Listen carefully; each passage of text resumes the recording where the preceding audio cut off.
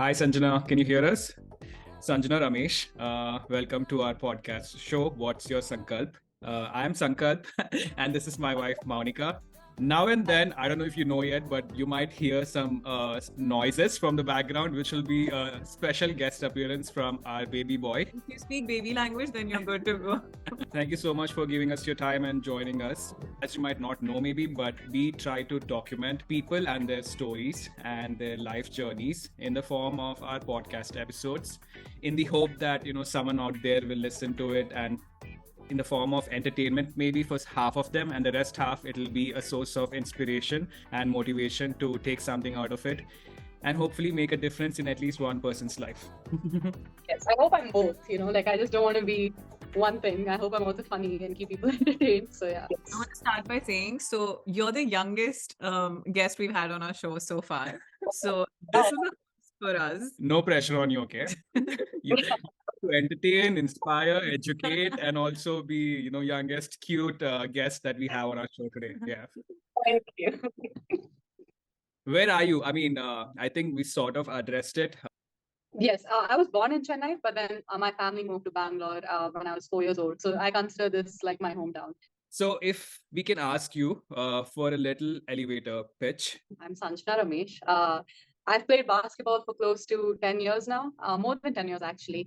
And I just, started playing the game because I was very competitive. I have an older brother and he always pushed me towards sports. And I honestly wanted to play badminton more than basketball. And then I started playing for club and then I started playing for state and then nationals and then for India and then eventually a college in America. So like my journey is just went all the way from that grassroots. So so what you explained is you played basketball for half your life. And yes, half your life you didn't know how to speak, maybe. So it's all your life you've been doing this, right? In a way.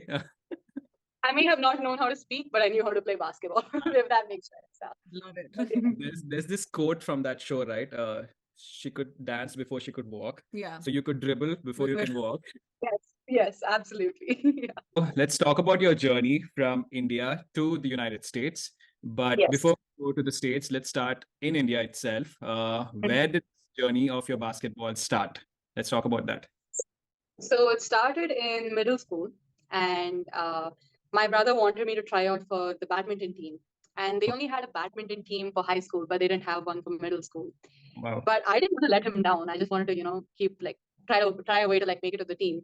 So I'm like, okay, they have athletics, they have football, they have basketball, and I'm like, let me try something smart.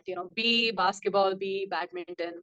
So Yeah. I tried for basketball. I just basically the tryout was this: you just do a layup and then you make it. Like he'll put you on one side and then you don't make it, you go to the other. Oh, I okay. think I just ran super fast with the ball and then I threw it. But then my coach saw that his name is Ravi Kumar. He saw that I had some athleticism and just an edge with basketball. So he's like, you know what? Let me give it a shot, and then put me in the line to make the team. Right. And then taught me how to do a layup and taught me how to do everything. And that's how I got into basketball. But when my brother asked me what sport I played, I was like, that sport starts with a B. And then in his mind, it went straight to badminton, but it was basketball the whole time. And then a week later, I just fell in love with the sport because I went to practice after school. I even played it during lunch breaks. And I also did this thing where I could jump really high even at that age. So as you keep trying to touch the net, so I would go to assembly 15 minutes early just to keep practicing that. Wow. And I fell in love with the sport immediately. So I started playing it. My brother realized it was basketball halfway through, and he's like, "Oh, okay, fine. Do what makes you happy. It's okay." So yeah, there's a huge life lesson there that I take out of it, right? And this keeps happening now and then, where I learn that the things that didn't happen for you it's good. Like, I don't know what would have happened if you took the badminton career. Maybe you would still be the second Indian woman playing badminton, in the States or something like that. But what do you think? Do you ever think what would have happened if you had taken a different sport than basketball? Yeah, I've thought that. I feel like sometimes with basketball, I think not when I hit few milestones in my career, but before, let's say when it was hard during my hard times, I wondered how to shine because basketball is a team sport. Right. So Yeah. I used to not shine offensively initially. I used to be more of a defensive player. I was like the dog on the court. I would just lock people up and steal the ball a lot. But Right. offensive not that good yet. So it was very hard to like, get recognized immediately. Right. And I guess I really have to thank my club coach for that, because like he recognized my talent and then made sure I practiced like every single day to like work on my offense. And that's when I got the spotlight. And that's when like my defense and offense like combined for me to get that opportunity to go to America. But like in sports like badminton, it's like you are the star. Yeah. You win the game, it's on you, and it's all your success. So I have thought about it. But like I think like I'm very glad that I play like basketball. I still absolutely love badminton, but I'm very glad that I play a team sport, because I Right. think like the values I picked up from it like is uncomparable. It's kind of a funny thing and also probably an irritating thing for tall people. I know that my tall friends in my class, they would get a question like this, right? Which is, oh, you're tall. Do you play basketball? How often would you ask that question? And do you still have that question? For people who don't know, oh, you do play basketball, but then they come to you and they ask you that question. Yeah. Funnily though, I wasn't that tall. Okay. Because I had like a sudden growth spurt after like 11th grade, and I just shot up. I mean, I guess it was the genetics and the working hard, because like this one summer, I just every single day I woke up at 4 in the morning and practice, and I just grew tall.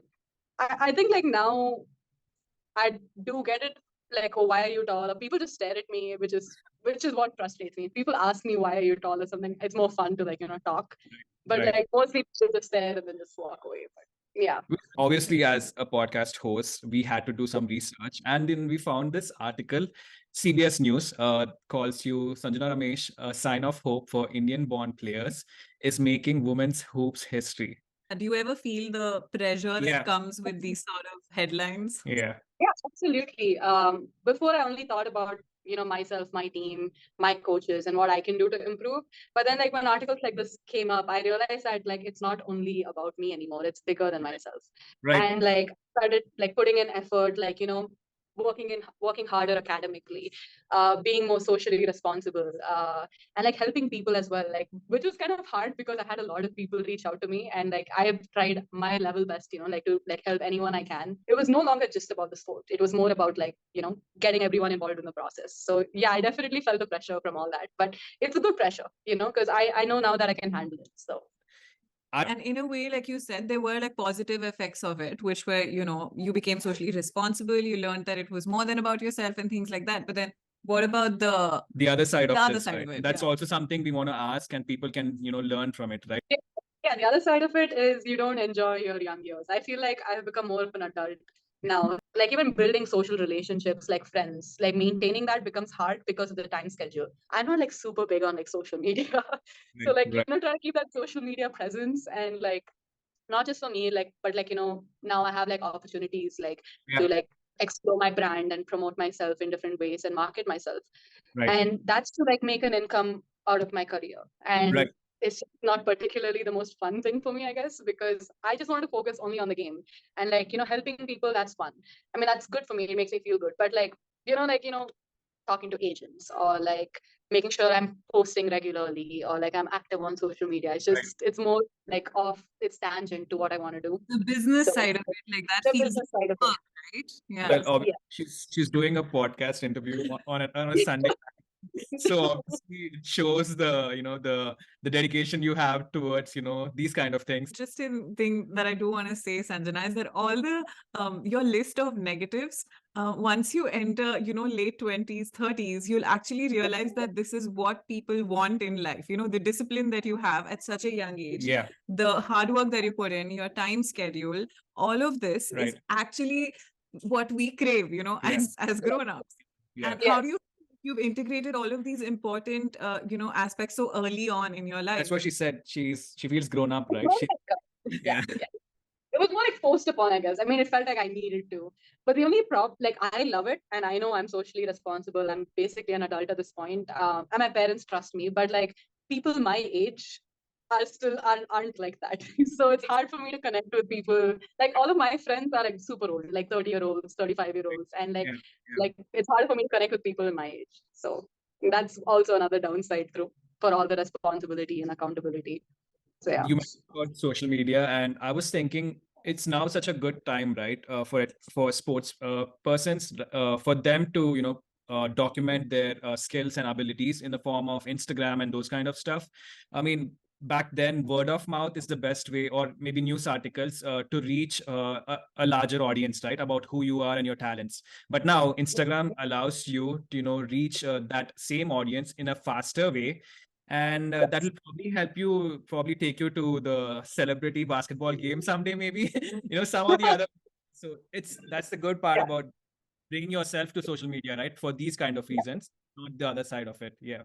Definitely, yeah. You build like a lot of connections. I've been like reached out by some WNBA players, like people in the administrative side of like Las Vegas Aces, and it's really nice to have these connections because one day, like when I'm thinking of retiring from playing basketball, like I would want to get into the administrative side to like promote it in another way, another angle, and these connections is what will help me get there. So I am so like that's one of the best points of like having social media and connecting. So yeah.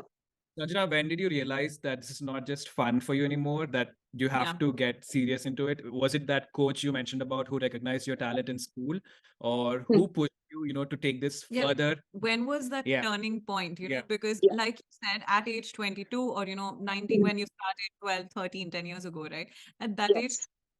we teenagers don't really have that clarity, on what they want to do next. And you And have a Yes. lot of interests, right? You're into yeah, music, you're into sports, you're into art, and all of those things. academics, Yeah. continuously on your head, that pressure's there. So how did you Yes. figure this was it for you? I had joined Beagles Basketball Club. And initially, I joined because that club is like really fun. And there's a senior I really wanted to play with, and I was excited. And when I joined, like it was okay, like it was going well. And then my coach is like, "I'll give you opportunities if you deliver." And he knew I worked hard. His name is like Mohan Kumar.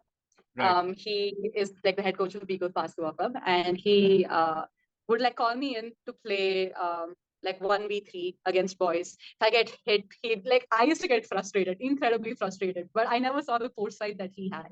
So when I used to play like 1v3 against like under 16 boys, I didn't see the benefit of it then. But like when I started playing championships, it was so much easier to play one-on-one with women because I became more athletic, I became smarter. Right. Another thing is he gave me opportunities to like attend like state camps. So Karnataka had a strategy, and it's definitely like Govindraj sir and BF5 and Karnataka Association. They came up with a strategy to give youngsters an opportunity to play with seniors. And I Right. was lucky enough with two other people to play with and train with seniors so that we Right. can pick up things faster and maybe the next generation can like, boost. And that strategy absolutely worked. And then I got an opportunity to play with these seniors. Right. And then I realized like how smart they were, the experience they had. And I picked up things fast, and that 1 week of training like really like changed like my way of playing with them. So he taught me how to play with these seniors, and he taught me like what to do to succeed in the next level.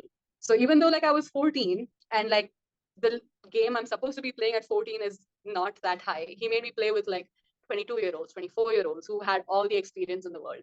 And that's why like I started dominating at like under 16 category, under 18 category, because my like I'd already learned everything that the women have already taught me. So that's when like the thing changed, like he started seeing my potential. He's like, okay, you do this, you make it to this, you make it to the team. I made it to the team. I was the youngest on the team.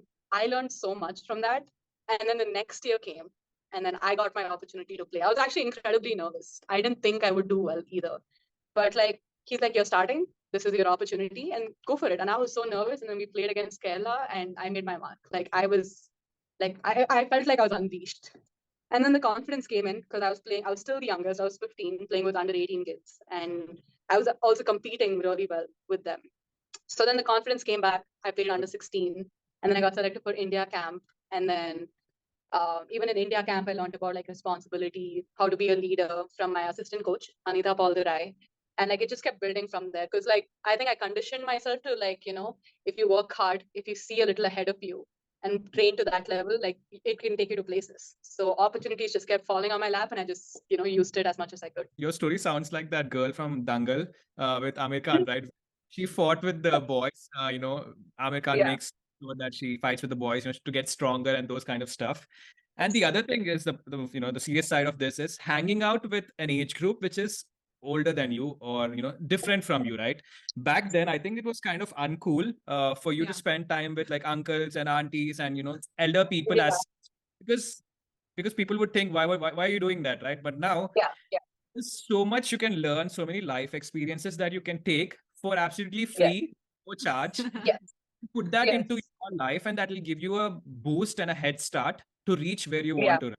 kudos to your patience. Yeah. Because at such a young age, you had coaches, who instilled that patience in you for you to look at the bigger picture. Right. Like, what's going to happen 4 years from now, 5 years from now. That patience. So I think when everyone says, oh, Sanjana's the youngest player, so and so, it's not really about age. It's Yeah. about everything else that you integrated at Right. that age. Exactly. Yeah. That's what the The- entire headline should read. The most important thing is, at least now in today's generation, the amount of opportunities and programs and platforms Yes. that are available that people have to first know about. Awareness is first, right? Forget about, Yes. getting into it and using it to your, as a skill set. You first have to learn what are the things that are available. And then once you know that unlocks like so many doors. New levels, yeah. Yeah, unlocks so many levels, opportunities, like you said, that will take you to places you've never been before.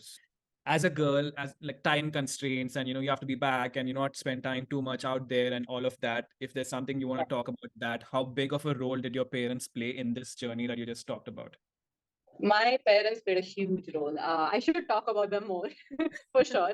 My mother never missed a single game of mine. She has always taken me everywhere, and she just loved to watch me play. And like she like I would just be running, and she would like still watch me run.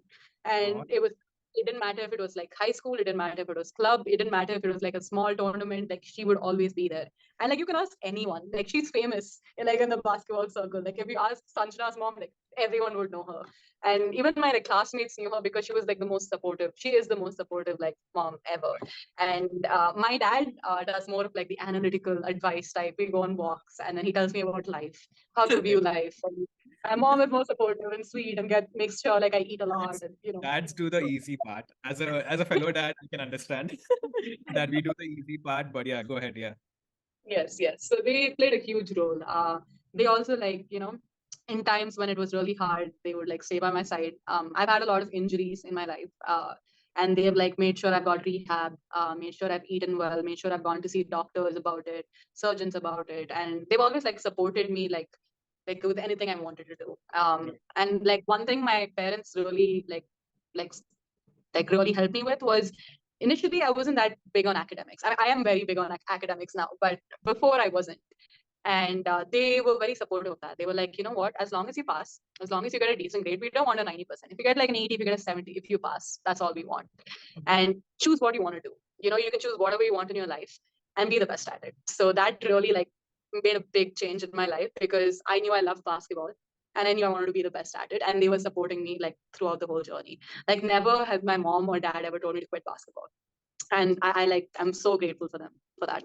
Absolutely. That is beautiful because that Yeah. helps you remove a huge chunk of burden, right? Parents Yeah. not being a problem in your career, because Yeah. otherwise you'll have to in someone else's case, you'll have to invest a lot of energy convincing them into a non-conventional, unconventional so career, right? this was just a Yes. huge obstacle straight Yeah. up removed from your path. Yeah. Did you find a lot of I won't say discrimination, but were you treated differently than the boys? And when did you ever like notice those sort of, differences happening? Or did you ever feel slighted by it that, If you're comfortable sharing the reality of it, yeah. Sure. Karnataka Association in India, especially, they have always supported women's basketball more than men's at some point, and I think it's beautiful. I mean, they should be supported equally, but like sometimes, like women should be promoted a little more because of the discrimination. I've also like when I've played, like I've heard people say, "Don't shoot like a girl, don't run like a girl," or you suck, or we're more athletic than you. But like I've always been like very competitive. So if someone said that, I would play one-on-one with them. I'd be like, "I'll play one-on-one." I actually faced more of that like in America than I have faced in India, which is surprising. But yeah, like women get these opportunities. Like when I got an opportunity to play for this PWB camp and this NBA Academy camp, which was just like a 1 week camp, I feel like women have used the opportunity much more and have like exceeded and like built more opportunities for other women. So I mean, in that space, I guess yes, like we have accomplished more with the opportunities we have had. But like in terms of all opportunities, men have had a lot more to like excel. Absolutely. Much different. Yeah. not just basketball, right? Even if you look at it, cricket as an example, another sport, if you look at the Indian Premier League and all Yeah. of that, it was probably more than 10 years of just men's cricket. And then Yes. recently, or maybe just last year, they introduced women's cricket teams into the Premier League, the format, right? So Yeah. it's sad that it takes about a decade or more for sports committees to introduce Definitely women more and than it. women, teams into the leagues, but It's it's also I understand both aspects of the point too, right. because there are not a lot of female athletes available as well. They're more male athletes, but that's also because of previous generations that have started these leagues. It's something that started a long time ago that's affecting current situations. So it does Exactly. take a little bit time once the sport builds up. But like I think when you start something new now, it should be like together. That should be a change that should be seen. Yeah, I Yeah. mean, men will look up to men, and yeah, women can also look up to men, but it'll be nice for them to look at two fellow women's, right? And that's what Yes. happening now. It's finally giving the chance for women to have women, inspiration and mentors to look up to, and hopefully that will change the generation coming forward, right? So And you are yeah, playing a huge part in yeah, that but Sanjana already. Ramesh is playing a huge part in that journey.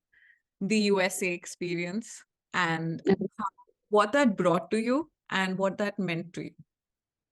Yes. So when I went to America, I didn't. I actually should have expected a lot differently, I guess. I was just excited. I was super excited. I'm like, oh, I'm gonna go. I'm gonna work hard. I'm gonna play. But there was like a lot more to just playing. I didn't understand like the life aspect of it. Because technically I don't have my parents anymore, so the support system went away. I had to become an adult. No one's waking me up at like in the morning to go to class. No one's gonna like help me study, which my parents I'm so grateful for. Like would always help me study and like understand concept. I had to figure everything out on my own. So initially it was very difficult to like understand how to just acclimatize to like everything. And there was also the cultural shock, like being Indian, being second Indian to come play, and also being international. It was very hard for me to like connect with my teammates. Like the language barrier. I kind of understood what they were saying, but sometimes they couldn't understand anything I was saying. So like it was not just about basketball. It was like trying to figure out if they called a play, I would like screw up. And I'm someone that's never like, made mistakes like that. Like when I remember a play, I just remember it. Like it's like muscle memory for me. But they would say something and I would hear something else and then I would mess up and I would feel bad. And it was really complicated my first year for sure. And but my coach was so supportive. She understood that we need to be patient with her because like I've had to go like it's a lot more different for me than any other American like student. My Absolutely. teammates sometimes might have not seen that, but like she saw that and like she comforted me and she would talk to my team about that. So like my first year was a little bit hard. I'm not going to like lie about it. No, I But mean, soon I, yeah. I didn't realize we spent so much time talking, and then I didn't realize that English is not the first language for you, right? And now that you mention about it, did you want to give up when you first went there? Seeing all that, and then very important is the people, right? The coach and the teammates and all of that. That has to be very healthy space. Otherwise, it can get very difficult. Because I know that what is that phenomenon or that alien feeling that you have? Imposter The syndrome. imposter syndrome that is. It can get very scary and intimidating, right? What did you Yes, what? I went through that. I Yeah. honestly thought like, okay, maybe I'm not good enough. And another aspect of it was I just had a knee surgery. So I was going in unaware of how I'm going to become as a player. So because most people that have an ACL reconstruction surgery don't play basketball after that. And coming back, it's a whole mental game as well. So I just recovered and I went to play, and it wasn't only about like it's a complete different game, ball game. Right. In Yeah. India, it's more like skill, it's more like speed and like shooting the ball or like defense. But like in America, it's contact. And I just recovered from a knee thing, and like I've never played contact like that before. So it was very hard my first year. It was incredibly hard, but I was very hardworking. And something to my core is just I don't give up. Like however horrible it is, I never give up. And I Yeah. sometimes hate it because I feel like it's also in other aspects of my life that I should, if I'm bad at something, I should just stop. But in basketball, I mean, never. It's never a bad I thing. think But this is all of yeah, that elder brother training yeah, that, that absolutely. Yes, yes. Like I will not lose to him. That training was definitely there. Yeah. So it played a big role. Like I didn't want to give up my first year. The second year as well, I guess that's when it became hard. The second, third, that was when it's hard. But there were other factors, COVID hit. I couldn't go back home. And then when I did come back home, I was stuck here. So like a lot of like misfortunes, you could say, of being in America. But there are a lot of gains too. Like I understand the game so much better now.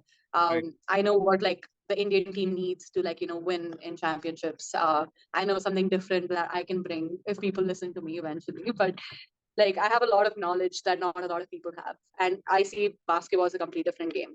And not only as like just basketball, like we even had like a referee camp, and I understood it from the referee side. Like if Kobe Bryant talks about how he has read the whole rule book and he sees the game differently. It is absolutely true. The way referees see the game is it's like a whole different game. So Right. like I've become more of a full player, like a whole player who sees the game in complete different senses and different styles. And yeah, like I've also improved like a lot. Like I'm no longer like, if I fall, like I'm like, ow, I just toughen up and I like I've changed a lot that way. Mentally and physically I've become stronger. So yeah. So excited to just listen to your story that I'm almost imagining you play it. Yeah.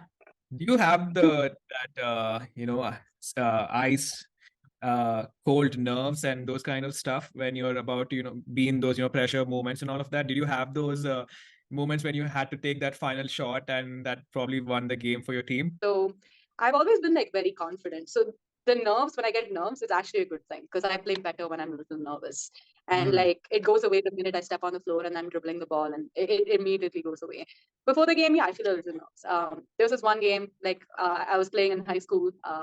We were losing by like, I don't know, like 9, and there was like a minute left. And my friend, who's a great shooter, Shreya Shankar, she shot like 2 threes. So now it's like actually it wasn't 9, I think it was 6 points. She shot the 2 threes, and then it was equal. And these referees, oh my god, they weren't calling anything. It was the most physical game. I can send you a picture of it if you want. I have Oh like yeah. my mouth is bleeding, my head is like I fell on the ground, and my head is like just scraped with blood around, and it was so physical. And I was so angry. I think I was swearing at that point. I was like, just bring it on. I was like so angry. And I've never played angry like that before because I really wanted to win. And it wasn't just clean game. So I remember this one shot. Basically, there was like 3 seconds to go. So she ties the game. Okay, there's like 10 seconds to go. And we're doing like this full court press. And so my friend hit those 2 threes and the game is tied. And there's like maybe 10 seconds left in the game. I still have the game footage. It's super old, but I can send it to you. And so we do this full court press kind of thing. And she tries to throw the ball over me. And I'm very athletic. I was very athletic then before my surgery. So I tip it and then I tip it to my friend who has made the 2 threes. She's the person to shoot it. So she shoots it and then she misses. And then they again try to throw it over me. And then I just catch it one step, just close to the half court I throw it. And I knew it was going in. Like as I threw it, I knew it was going in. And then it went in and it was a bank shot. And then we won the game. It was the craziest game ever because we were down the whole game. And Wow. like, yeah, that's something I remember. This is so cool. Yeah, both of us have goosebumps out here as you're I was visualizing Yeah. the entire thing. You felt like a stands watching. You talked about the physical aspect of the US game. I mean, the game outside of India, right? I can Mhm. imagine, even in India, there's, I don't know, like there's sports out there where it can get verbal, but not a lot of physical in India, maybe. But I've Mhm. seen it and the men's team play, and it can get quite physical out there, the pushing and Yes. the elbowing and all of that. So Yes. let's talk about the fitness part of it. That's why, Mhm. as an Indian, Yeah. obviously I know how much you love food, how difficult it is to balance the food interest and the fitness that the and the Yeah, and basketball like requires. because nutrition wise, I feel like our palate is so much more different Yeah. than what it is in the West, right? Yes. Blank. Definitely. Yeah, and like I was like in Flagstaff, so it's like a small city of like Arizona, and there was not a lot of like Indians. There's no Indian store, so like Yeah. it was pretty hard for me to like change and eat more American food, which I know is unhealthy. But that wasn't the hard part because like I know how to cook decent food, decent, just normal rice and all that. My mom would just make me eggs and food, and it was so nice. But like I had to learn to do all these things. But that wasn't the problem. The problem was finding time to cook. So I would have like classes from like 7. Firstly, we would maybe have conditioning and weights before classes sometimes, and then I would have class from maybe like 8 till 2:30, and then I would run to practice, and practice would be like from 2:30 to 5:30, 6:30 sometimes, and we'd have to stay back and get shots up, and I'd come back, go to the canteen, get food, and then like again assignments. So there was like no time to be consciously healthy, I guess. And that's actually something I was really struggling with, like making sure I have like really good healthy food instead of like fried food or pizza. Because pizza you just take and go, it's so much more convenient to just do that. But there was such a time constraint, and with academics, because I felt like, I really wanted to prove myself in academics. I would take like 6 classes a semester. So like I had to make sure I was on top of it. So Right. for sure, the first 2 years, even 3, I could say, I didn't eat as healthy as I could have. But like along the way, like I made some amazing friends, amazing Indian friends that Right. like they're my family. Honestly, I've always called them my family. And they would invite me to their home, and then we would cook like Indian food, good biryani, like really good aloo parathas and stuff like pav bhaji, and like just really good food, homemade food, and I survived on that basically. You representing the Indian national team. Can we Mhm. talk about that and what was that? How surreal was that moment for you? And the jersey, did you get that jersey, that one fine day and you get to wear it and all of that? The other thing is, if you can also talk about your journey to the United States. It's not like you got a visit visa and you went and played basketball, right? So what kind of education scholarship that you had? Yeah. Yes. So for the India aspect of it, when I first got into the Indian team, like I was a little intimidated because I was playing with these players that have been in Indian camps before, and they've been around the block, and I'm the new kid that just got a spotlight for a second. So I was a little intimidated, for sure. But then soon I realized that these guys aren't just like anybody. They're like actually like family, and like I gelled with all of them, and I'm still very close to all of my under 16 teammates. And someone that made a huge impact to like how I viewed basketball too was my assistant coach Anita Palderai. She is my inspiration, like in basketball. Like you should, if you see her, she's achieved so much for the Indian community, and she made me realize that it's not about it's not about the spotlight. It's not about like getting the best shot. It's not about doing something that you want. It's about the team. It's about like being a leader, and she basically taught me how to do that. Like I would like help everyone on my team. They would take away our phones in the Indian camp because they don't want us to be distracted. So like I would collect the phones, and then every morning I had this like random clock, like the human clock, human body clock. I wake up like sharp 7, like every day. So I would wake everyone else up, and then she would put these responsibilities on me. And I realized that I like being a leader. And like, I liked taking care of my teams. I liked it when my team relied on me on things. And yeah, like that played a huge role in like just basketball. Like it wasn't more about, I wasn't in the shadow anymore. I was like leading the group, and leading the group with discipline, focused on like playing together and like gelling together. Because like imagine this, people from like 15 different states with different languages trying to communicate, and like Right. it was very frustrating. Like one girl would say something in Hindi, and then this girl in Tamil would say something else, and they both don't understand each other. Yeah. So Yeah. I was like trying to find a common ground, understanding different languages, and like, okay, let's do this ball, this, and then we would communicate, write it all down, and like just build that bond. And that played a huge role in like us winning Division B that year. Like I think that year, like our team was so confident, like we relied on each other so much, and we were supportive of each other. We would even be like, if we challenged the senior women's team, we would beat them. Like we were like that confident. Yeah. And that's my like Indian experience. There's also other camps that I've attended, but like that's I guess another story. For the US experience, I was actually maybe 16, 15. The Indian camp hadn't started yet. And I was doing this volunteer work in Bangalore. Okay. So the Karnataka Association said, "Hey, we want some basketball volunteers. You'll get to like watch the Indian women's team play." And I was like, "Oh, this is so cool!" So I volunteered, and then we got like Nike gear, and it was so fun. And we watched the senior women's team up front in Bangalore that they had. That's when this news also hit, where this girl Kavita Kula makes it to a Division 1 team. Like she makes it big, and she's the first Indian woman to do that. Right. And I read Right. this article, and I go and tell my brother, I'm like, damn, this is amazing. Maybe I can do it too. And then he's like, first past and standard. Like you're not doing that. Then like he was mocking me. His way of like making me better is mocking me. So he Right. Yeah. mocked me for like working harder basically. So when I saw that article, I really wanted to do that too. And subconsciously, I was thinking about, okay, how can I get better? If I play for India, I might get that exposure abroad. So I focused on India, and then I played for India. I captained the team as well. And then after that, I played in that under 18 Noida. That's when I hit the spotlight stuff. There was this coach that came up to me.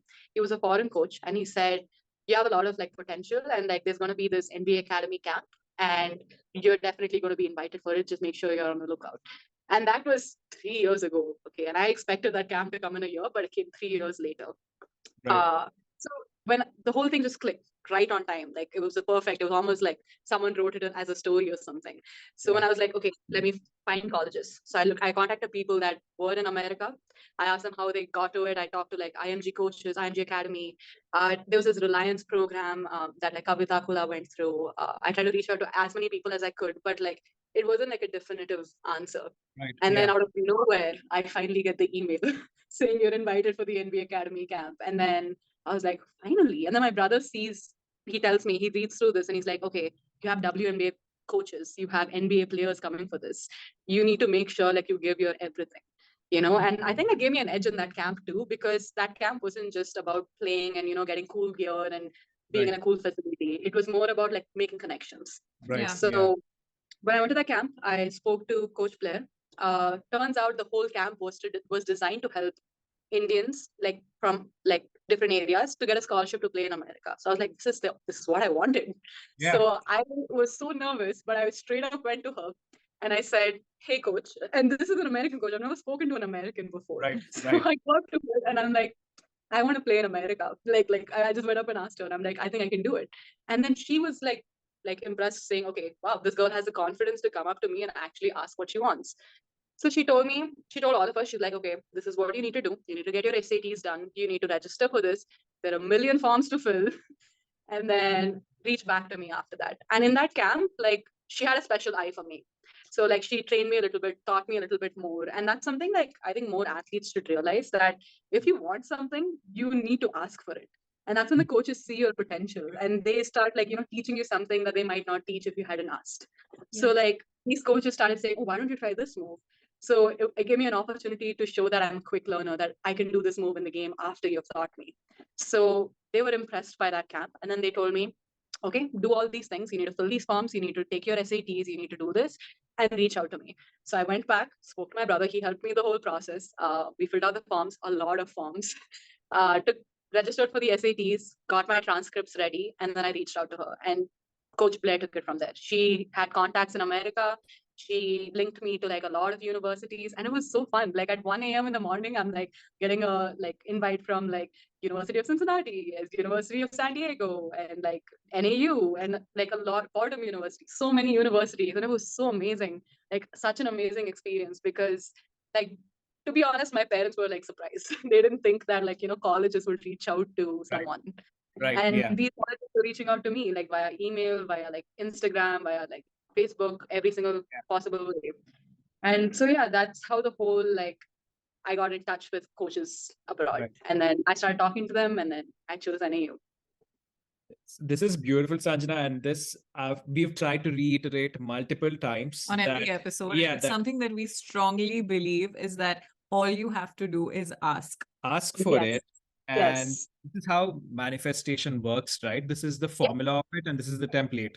You Yes. dream something in the night, and in the day you work towards that dream. That's how Yes. this works. You can't just Yes. sit back and imagine that things will come to you. You went out there, you researched, Yep. worked hard towards those applications. You asked Yes. for help, and then you asked for opportunities. That's And the you received checklist. it. Yeah, that's Yeah. the checklist. It's not out of luck, and this was not because you just manifested it. You worked hard, and you created those opportunities, and that's how you do it. That's the success. This is a Yes. formula success. So thank you for reiterating this again, Yes. because Yes. that's how you do it, right? So if someone's looking for a cheat sheet, this is this is how it is, right? So Definitely. yeah. It's because mostly people get scared because Yeah. one, they're scared to approach a person, and one, they're also scared what other people will think. Right. Because I'm not gonna lie, when I like approached even like my assistant coach, like I want extra training, or if I asked Mohan sir, who was my Beagles coach, and he would, when I told him I want to get better and I work hard, he made me come extra early and he would train me, right? And Right. people would be like, oh, special treatment. But that's not special treatment, and that can like, bother someone mentally. But Right. anyone can ask for help and ask, and any coach would want to help you. You just have to Absolutely. show you're hardworking and you want to achieve it. So yeah, that's And basically it's it. not it's not like you're getting some shortcut to success, or it's not something Yeah. that you're doing easily, right? You're asking for more training and more harder Yes. things to do. Yeah, more responsibility. Yeah, you're asking Yeah. for more responsibility, and that's how you get better. Yeah. Yeah. So Because most people think it just falls on your lap and like, they will push you somewhere. But like you need to always advocate for yourself.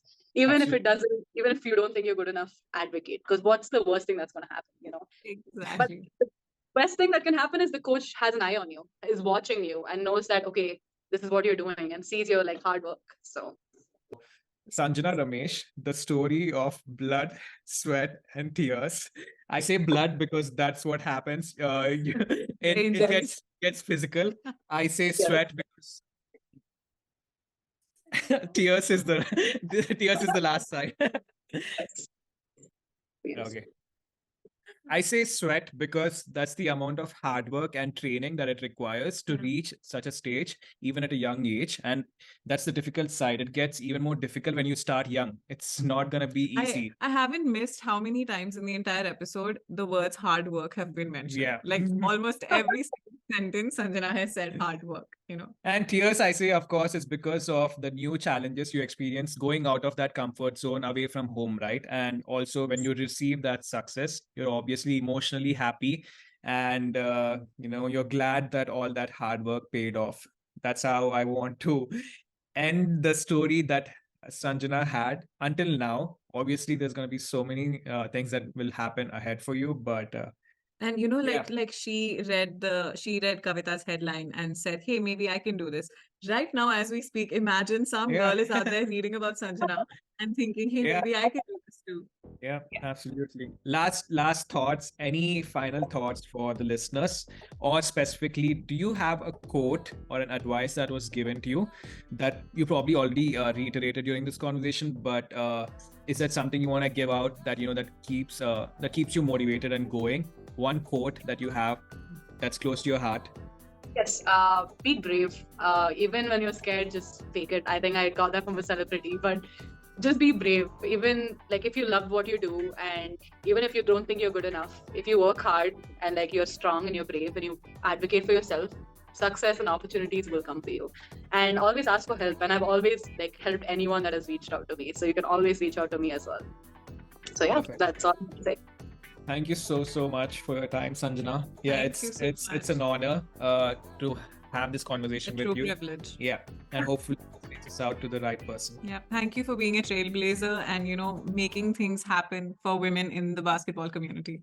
Last question, last controversial question is, who is your favorite NBA player and team? Okay, so I supported Golden State. I'm I'm a bandwagon, absolutely bandwagon. But I supported Golden State Warriors, and I mean, obviously Steph Curry. But Yeah. I feel like Denver Nuggets are gonna. Yeah. Who's your favorite? I mean, it's difficult. Every team you have that favorite player, right? It's same as in any other sports. You always have that one person that you admire, right? So for me, I have so many: Stephen Curry, Draymond, Klay Thompson, and that's just one team, right? And different people from different teams. So LeBron, of course. But anyway, LeBron. everything happens for a reason, and I'm so glad that I reached out to you and we wanted to do this with you. Yeah. Yes, I'm so glad like we did this too. Like it was such a good conversation to have. Absolutely. We will keep in touch. But right now, we'll let you go and have your dinner. And Yes. take care, Thank Sanjana. And good luck. We are manifesting even more bigger things for you. But take care of yourself. Yeah. Yeah. Yes. All right. Take care. Bye from Advait as well. Bye. Yes. Bye. Bye.